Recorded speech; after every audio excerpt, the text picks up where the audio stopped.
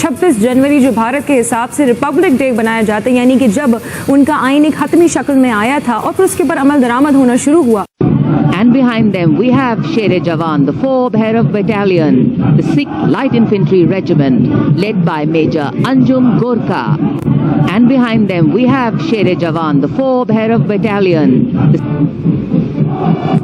And behind them we have Sher-e-Jawan, the 4 Bhairav Battalion, the 6th Light Infantry. इस वक्त हम देख रहे हैं कि प्रेसिडेंट ट्रंप की टैरिफ पॉलिसी की वजह से यूरोप भी परेशान है और इंडिया की परेशानी में भी इजाफा हो रहा है, और यही वजह है कि इसने मजबूर कर दिया है इंडिया और यूरोपीय यूनियन को कि वो एक ने अपने 77वें गणतंत्र दिवस पर अपनी स्वदेशी ताकत दिखाई तो भारत के यूरोपियन मेहमान भी देखकर दंग रह गए। इस वक्त खास तौर पे इसकी डिफेंस इंडस्ट्री जिस तरह से बूम कर रही है, सारे लोग लाए जा रहे हैं और इस वक्त लग ये रहा है कि अगले 24 घंटे में या तो ये भाग जाएंगे जमान पार्क लाहौर से या पकड़े जाएं। नई नई चीजें ले रहा है, वो जेट फाइटर्स हो, मिसाइल टेक्नोलॉजीज हो या कुछ और हो, क्या वजह है? रिलेशनशिप फ्रांस के साथ भारत के आज के नहीं है, 60 से उन्होंने मिराज तैयारी दिए थे 60s में। तैयारे हों या जितना भी दीगर अस्करी साजो सामान है उसमें दिलचस्पी ले रहे हैं। मिसाइल टेक्नोलॉजी में दुनिया में चौथी बड़ी ताकत बन के उभरा है, सामने आया है। इससे आप क्या समझते हैं? लेकिन जिस तरह पाकिस्तानी एस्टेब्लिशमेंट और हुकूमत को ये मालूम है कि हमारे खिलाफ अंदरूनी और बैरूनी दुश्मन मुकम्मल प्लानिंग के साथ पहले से बरसरे पैकार है, काफी हद तक कामयाब है। सेकुलर कंट्री है, यानी कि वो रियासत जिसका मजहब डिक्लेयर नहीं है और यहाँ पे हर मजहब के लोगों को पूरी आजादी। हम लाते हैं टॉक शोज और अनलिमिटेड एंटरटेनमेंट सिर्फ यूट्यूब पर। अगर आपने अभी तक हमारा चैनल सब्सक्राइब नहीं किया तो अभी सब्सक्राइब करें और बेल आइकॉन को क्लिक करके हमारी लेटेस्ट वीडियोस के बारे में अपडेट जानें। कर्तव्य पथ पर पाकिस्तान की ईंट से ईंट बजाने वाले जब हथियार पहुंचे तो फिर यूरोपीय यूनियन के अध्यक्ष उर्सुला वॉन डेर लेन भी खुद को रोक नहीं पाती हैं। तस्वीरें देख लीजिए, पीएम नरेंद्र मोदी से लगातार वो उन हथियारों के बारे में पूछ रही होती हैं।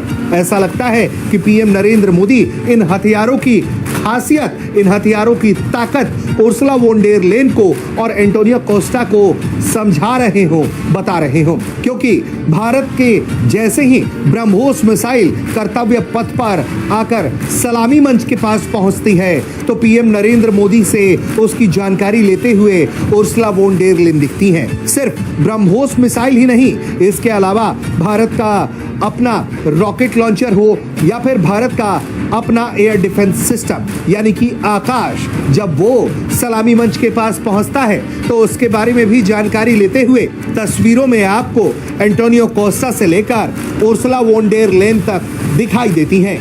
यानी कि यूरोपियन मेहमान उन हथियारों के दर्शन कर रहे हैं जो भारत की ताकत है और उन हथियारों की भी वो दर्शन कर रहे हैं जिन्होंने भारत को पाकिस्तान पर अभूतपूर्व 88 घंटे के युद्ध में विजय दिलाया। मैंने आपको पहले बताया कि इंडिया चूंकि हर सेक्टर में आगे निकल रहा है बहुत ज्यादा पाकिस्तान से, उसकी कोशिश भी यही है कि पाकिस्तान को पीछे किया जाए। उसके हर मुल्क के साथ वो अपने रिलेशन अच्छे बना रहा है। हम लोग बेगर्स हैं, हम लोग भिखारी हैं, तो भिखारियों को पूछेंगे, मैं पूछूंगा, कभी भी पूछेंगे। आप कभी भी किसी भिखारी के साथ ताल्लुक नहीं बना सकते और ऐसे ही दुनिया कभी भी किसी भिखारी मुल्क के साथ ताल्लुक नहीं बना सकती। जब आप किसी के साथ जाकर मीटिंग के लिए जाएंगे तो उसके बाद जाके हाथ ही फैलाएंगे तो आपको कोई भी जो है बॉदर नहीं करेगा। इंडिया के अगर आप देखेंगे उनके खजाने के अंदर $360 बिलियन पड़ा हुआ है। हमारे पास कितना पड़ा हुआ है? $6 बिलियन भी नहीं है।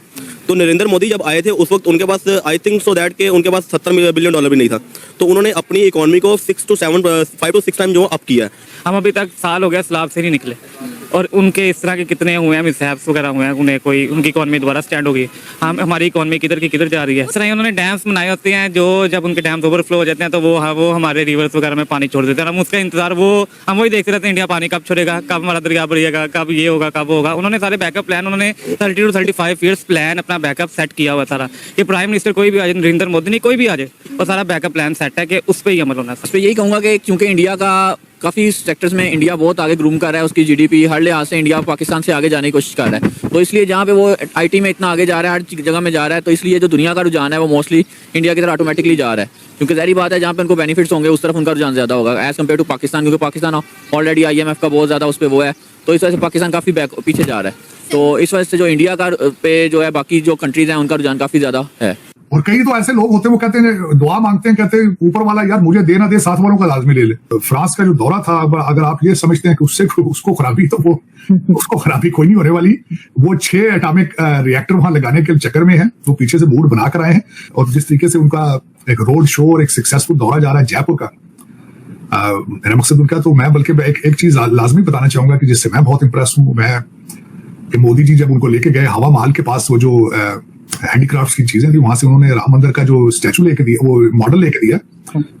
तो जब यूपीआई पे करने की बात आई तो उन्होंने कहा भी हमारे वो यूपीआई को आप जोड़ें फ्रांस के जो लीरा पे है उनके साथ। तो ये लीडरशिप होती है मेरे ख्याल में।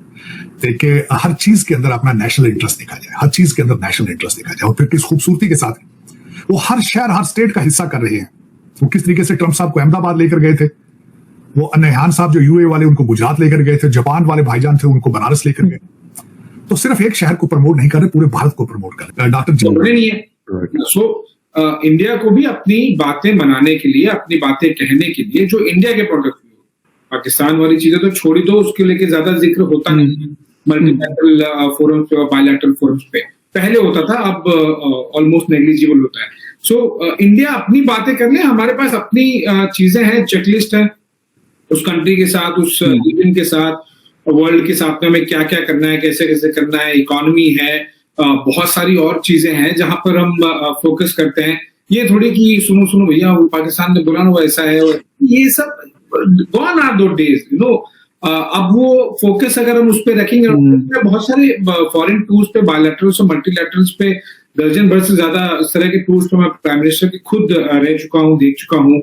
आई lot of foreign ministers and foreign prime ministers and presidents, मेरे पर्सनल इंटरेक्शंस भी यहाँ पर भी एम्बेसी लेवल पे बहुत ज्यादा होते हैं। तो इस तरह का कभी कोई बात मुझे सुनने मिला नहीं। दहशतगर्दी जो है वो जब तक बंद नहीं होगी, तो जो सोचने का तरीका है हिंदुस्तान का या गवर्नमेंट की इंडिया की गवर्नमेंट का, वो चेंज नहीं हो सकता। जब तक क्रॉस बॉर्डर बंद नहीं होगा, जब तक दहशतगर्दी बंद नहीं होगी इंडिया में, जो बेगुनाह लोग हैं वो मारे जाते हैं। ये जो दहशत करते हैं इन्होंने तो सिर्फ ये है कि मारना है और कुछ नहीं करना है। तो ये रोक सकते हैं गवर्नमेंट, अगर ये बॉर्डर से क्रॉस करके आते हैं तो जो आर्मी है यहाँ पे, जो बॉर्डर सिक्योरिटी फोर्स वाले हैं, उनसे मिलकर ही होता है, वैसे तो नहीं होता। अगर वो आने के लिए मदद कर सकते हैं तो रोक भी सकते हैं। तो पाकिस्तान गवर्नमेंट को इनिशियली थोड़े से ऐसे जो कड़े स्टेप्स है वो लेने पड़ेंगे कि दहशतगर्दी को रोके। अब दहशतगर्दी को नहीं रोकेंगे तो इंडिया कहां से इनके साथ बात कर लेगा। लेकिन सर आप देखते हैं पाकिस्तान में दहशतगर्दी का खुद शिकार है, केपी में दहशतगर्दी हो रही है, बलूचिस्तान में दहशतगर्दी हो रही है। जिस मुल्क के अंदर खुद इतनी दहशतगर्दी हो रही हो और हमारे दादोशुमार बहुत ही खौफनाक है, मतलब कई हजार हमारे अपने जो फौजी हैं वो मारे गए हैं और लोग शहीद हुए हैं लगातार। तो सर जिस मुल्क के अपने गले दहशतगर्दी पड़ी हो, वो कैसे दहशतगर्दी को दूसरे मुल्कों में एक्सपोर्ट करेगा? देखिए आपके जो मिनिस्टर है या और भी गवर्नमेंट ऑफिशियल है, उन्होंने खुद माना है कि हम 30 साल से इसको टेररिज्म को हम कर रहे हैं जी। अब अगर उनको मालूम है, और जो आपने बोया वही काटोगे। अगर आपने कांटे बोए तो फूल तो नहीं मिलेंगे आपको। जो आपने किया वो आपके सामने आ रहा है। इसीलिए कह रहा हूं कि इंडिया की तरफ टेररिज्म बंद करे, इंडिया के साथ मिलकर टेररिज्म पे लड़े, तो इंडिया इनका साथ देगा। अगर पाकिस्तान के पास फंडिंग भी नहीं होगी तो इंडिया फंडिंग भी करेगा उसको रोकने के लिए, क्योंकि दोनों मुल्क इस समय दहशतगर्दी से बहुत ज्यादा तंग है। पाकिस्तान भी तंग है, इंडिया भी तंग है। लेकिन इंडिया में जब भी दहशतगर्द है, मुस्लिम ही मिलते हैं, हिंदू क्यों नहीं मिलते, और मजहब क्यों नहीं मिलते। पाकिस्तान में कौन सा हिंदू टेररिस्ट आके अटैक कर गया? अगर इंडिया टेररिज्म प्रमोट करता तो कोई हिंदू, सिख या किसी और मजहब का आता। लेकिन पाकिस्तान में तो मुस्लिम ही मुस्लिम को मार रहा है। अफगानी है वो मुस्लिम है, अगर बलोची है तो वो मुस्लिम है। ये चीज को रोकने के लिए पाकिस्तान को पहले स्टेप लेना पड़ेगा, ना कि हिंदुस्तान को, इंडिया को। तो आपको ये वीडियो कैसा लगा कमेंट बॉक्स में जरूर लिखिए। इस वीडियो को लाइक कीजिए, शेयर कीजिए, सब्सक्राइब करना ना भूलिए आपके चैनल EFC और जेड को। मिलते हैं अगली वीडियो में। जय हिंद।